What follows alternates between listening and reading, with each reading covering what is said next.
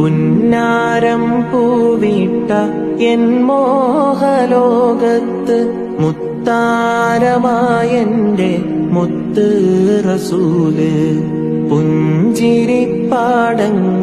വിടരുന്ന നേരത്ത് ഇഷ്കും കൊണ്ടെന്നെ വാരി പുണർന്ന് അഭിലാഷം റൗള കാണുന്നതെന്ന അകതാരിലാശ പിരിയുന്നതെന്ന ആത്മഗതം ചെയ്യും ഓരോരോ രാവും ആഗമനം കാക്കും ഓരോരോ നിനവും ആതിരാ മിന്നുന്ന വെൺപൂമുഖത്തെ ഞാൻ കാണുന്നതെന്നാണ്